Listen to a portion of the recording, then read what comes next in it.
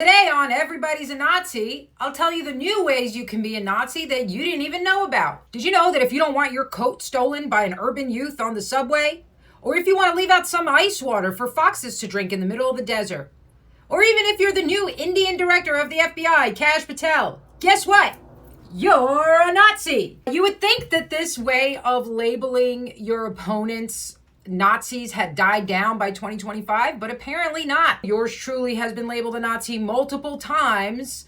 Apparently I'm a Nazi comedian, which is probably where you would want your Nazis to be anyway. Wouldn't it be better for your Nazis to be telling jokes instead of doing actual Nazi shit, like rounding up a certain tribe of people? If it doesn't make sense, it's because it doesn't have to. You're not dealing with a rational opponent on the other side. We're dealing with losers and psychopaths who don't have anything better to do. This man was riding the subway in DC in the middle of winter wearing a Canada Goose jacket. What a moron. Doesn't he know that he can't have nice things? Because of diversity. Oh no, Leonardo, you can't say that. That's racist. Well, I never see a Japanese man or a white man stealing somebody's coat literally off their back. It just always seems to be one particular group of people, which makes you a racist to point it out. By the way, no outrage towards this community for constantly harassing people who are just trying to get home. No. The outrage is reserved for those of us who have a problem, who don't want to live in this kind of society. And there's tons of black people who do have a problem with this, by the way. They don't like living in the hood because of hood behavior.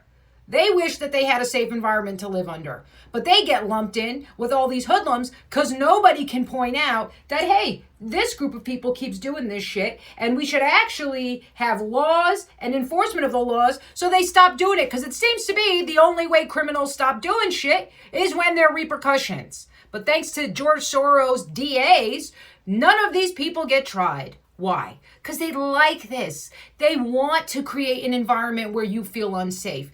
They want you to know that the criminals are backed up by the state and there's nothing you can do about it. Well, you can, but you're going to end up in a Jordan Penny kind of situation. And who wants that? Remember, they always attack these people who stand up against their agendas. Jordan Penny, Alex Jones, myself, even though I'm way smaller than that. It's not about us. It's about you. They're always sending a message. Whenever they attack somebody who dares to stick their head up over the herd, they want the rest of the herd to make sure they see it and get the message. Hey, if we can do this to them, imagine what we can do to you. This guy got his coat stolen, and a black woman, reposted the video of the guy getting his stolen by a black, what looks like a teenager, early 20s guy, who's literally stealing the coat off this guy and threatening him when the guy fights back. And what does the woman say? She doesn't say, hey, I told y'all to stop stealing coats. You're making the whole black community look bad by doing this. No. We can't hold criminals accountable. And that would be racist. And that would be turning our backs on each other. No. What she says is, I told y'all stop wearing your nice coats on the subway. Stop wearing coats on the subway. Great. So you shouldn't wear your coat in freezing Washington, D.C. winter weather because you might get your coat stolen. So risk getting a pneumonia. By the way, even if you don't wear your nice coat, you still might get stabbed, and there's nothing we can do about that. The fact that the rest of us are just supposed to be okay with it and not say anything because we don't want to be accused of being racist, what a load of shit. By the way, the guy who's getting his coat stolen, not a white guy. He kind of looks like some kind of Middle Eastern or Latino. I don't know. That's still not enough. Right? That not enough minority, not enough diversity. Somebody on Twitter, she retweeted this person's post and said, in my 90% white town, I can walk around wearing all my jewelry, a cashmere coat, and a nice handbag with a wallet full of cash. I can leave my doors unlocked. I can leave my laptop in my car overnight and no one steals it. I accidentally left a scooter at the park, went back 3 days later, and it was right where I left it. This is what your life could be like without diversity. Now, we can all pretend that we don't know that what she's saying is true, and we can all say the same trite things. Not all diversity, not all whatever. Shut up, okay? Because at the end of the day, we know that the only place something like this would happen is in an all-white town. Does that mean that things never get stolen by white people? Obviously not. White people do tons of crime. Usually it's white collar crime. So watch your stocks. You know that you can leave your doors unlocked and leave things out and not get them stolen. Tend to be white neighborhoods. And even that's going down because now the diversity has discovered this and has actually started going into these neighborhoods and stealing their cars because they realize that a lot of white people leave their cars unlocked and their keys in their cars. And now they've developed the ability to go through and find out when those cars are unlocked and steal those cars. So a very obvious tweet that we all know is true. But of course, when she says it, people want to hurl the accusation of racist towards her. Not because what she's saying is false, but precisely because it's true. And here we have Kim Iverson, who's supposed to be a right-wing conservative talking head, goes to show you how fraudulent these people are, responds, "Keep making Northern Idaho look bad with these racist tweets. Maybe you should disclose that you're part of the neo-Nazi clan."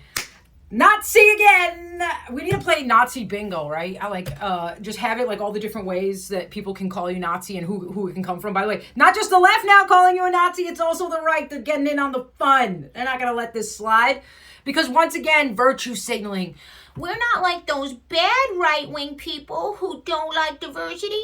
We love it. We'll bring it. By the way, you know, none of these people that say this live in a diverse neighborhood because they know it's true. She knows what she's saying is true. I don't actually understand what about her tweet was racist. Apparently, speaking facts is now racist. So anytime you point out the differences between the different races and the trends in behavior, that makes you racist, by the way. So that's the rule. And once again, let me just say, I know a lot of black people that don't like living in crime-ridden neighborhoods. Usually, they tend to move to more white or Asian neighborhoods, precisely because they know the crime rates are lower there. So, Kim Iverson, you can take your fake conservative bullshit and get out of here. You've been exposed as a lib. So you think that's it? That's all you need to do to be racist is point out racial differences. Wrong again. Turns out that you leaving a bowl of ice water for some fox to drink in the hot desert makes you racist too. I bet you didn't know that. Somebody had filmed themselves putting this big brick of ice in a bowl of water and then letting it melt over the day in the hot desert so the foxes could come drink it. It's a real sweet video. You know, you watch it, you feel this sort of tenderness that we feel for animals. You feel that sense of duty that we as human beings have for taking care of animals and taking care of the environment. I love these animal videos. I haven't seen Asians save animals, which I know doesn't go with the whole Asians eat anything kind of thing, but there was a thing where a whale had washed up on shore and it was low tide and it got stuck, and I think it was a bunch of Filipinos. The whole Filipino village got together and was just dumping buckets of water in them, and they could do that because they don't live in an industrialized society and have a job, but it doesn't matter. They were saving the animals. These videos are usually really heartwarming. So you're watching this video and you go, who could possibly watch this video and the first thing they think is racism? Oh, what do you know? It's a usual suspect. Mixed race people are usually the most racist. They see racism everywhere. And I feel like when you see things like this, it's like a Rorschach test. You know, those ink block tests, and it's like, what do you see here? And what you see is a revelation of your own psychology. Well, these people who see racism everywhere, it's a revelation of their own psychology and the cage they're living in. And it's got to be miserable to be these people. So she sees these videos, she retweets it with, white people love everything in this world except black people, crying emojis. How do you see a video of somebody leaving water out for foxes in the desert and think racism? Nothing to do with race. It's racism. For all their accusations of white people being racist and judging people on skin color, holy shit, do they judge people on skin color. And then let's talk about the truth, huh? How do you know the person who left the water for the fox wasn't black? That's your racism. Number two, what a load of shit. How much aid have European countries sent to Africa? How much money, how much medicine, how much food, how much building of infrastructures? When is it enough? They think about race so much that they assume that we are too, and then they actually want us to be thinking about race. Hey, if you want to go help an animal, stop. You could be helping a black person. If we were going to take how much aid and assistance is given as a measure of love, then I would say white people seem to love black people the most out of anything, because it's been billions of dollars. Doesn't seem to be helping, by the way, because it's everybody in Africa is still apparently starving and getting AIDS. But that help is coming, and it's only coming from European countries. This is why it's so insane. Like, black people attack like the one group of people that's actually their allies and that's actually compassionate and that's actually empathetic. Go look at the way China is treating Africans now, because the Western European countries have pretty much been driven out of Africa. We've been told we were colonizers and we're horrible and we've oppressed them and we've taken their resources, so they've been totally driven out. And now China has moved in, and let me tell you, we've all seen those videos. The Chinese don't play, and they don't have any room for this, oh, the magical black person who needs to be treated with kid gloves, and they're so that's not the Chinese interpretation at all. But even more obnoxious than the mixed race black girl who sees racism everywhere is the middle-aged, overweight, fat white woman who's an ally.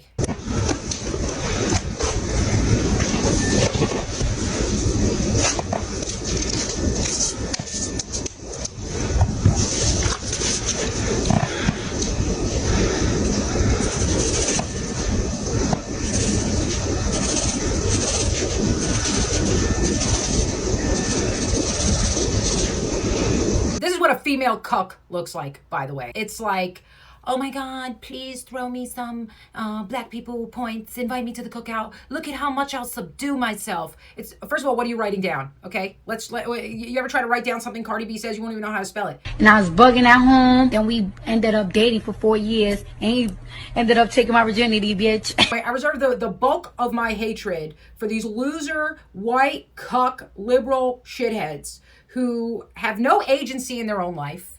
They're usually dysgenic looking, they're overweight, their life is pathetic, and the only thing they can hope for are for some points from the magical people of color to say, you're one of the good ones. When you act that way, minorities, more than anyone, think you're disgusting. They know what you're doing, and they think it's pathetic because they know the truth about who you are, and you subjugating yourself in that way, that just makes them want to kick you like a dog. And honestly, you kind of deserve it because you're refusing to wake up, and you're being such a little bitch that you don't even care about the society you're leaving to your children. You refuse to look at the historical accuracy of what Europeans have built and when societies have actually been functional by promoting this bullshit so you can have some kudos points. And you're part of the reason that Marxism is taking over and completely corroding American freedoms. Freedoms which, by the way, these people that are coming from these third world countries want. A lot of people who flee to America are fleeing the persecution of the very culture that you're trying to reinstate here. So how about you stop being such a fucking loser? And you know what? If you love listening to black people talk so much, why don't you go live in a black neighborhood? I'm sure they got a lot to say. People who seem to love censorship the most are white people who have censored themselves. And the reason they love it so much is because they've agreed to live in this cage of their own making. And they know that they've done it through coercion. None of the white people who are saying like, yeah, I'm not going to say that word or I won't say racist things got to this freely. They got to this because they know that the repercussions of not doing it are being attacked, sometimes physically and violently, and they don't have the courage to face those repercussions. So they've censored themselves and agreed to live in this cage of censorship. Now, their terms of agreement are simply that every other person, especially white people, must agree to live under the exact same conditions. And so when a white person, like myself, refuses to do that, their rage, the rage that they actually feel at having had to censor themselves in this way, is redirected to yours truly. Not because they're really angry about what I said, but they're angry that I'm getting away with it. And they can't have that. So they raise up a big stink and they say, hey, color people, remember when I agreed to not say those things and I'm a good person for it? Well, she's not doing it. Aren't you going to attack her like the violent mob that I know you are? Come on. And that's where you see their true colors. Because they do believe that the mob is violent. And they're right in some extent. And this is why they've censored themselves. And because they believe that, they know that by raising a big stink and pointing out what another white person is doing, it's going to get that violent mob to turn violent on them. And that is exactly what they want. And this is why they are the most pathetic of all. And the traitors. Traitors to American values, American freedom, and the things that actually make this country worth living in.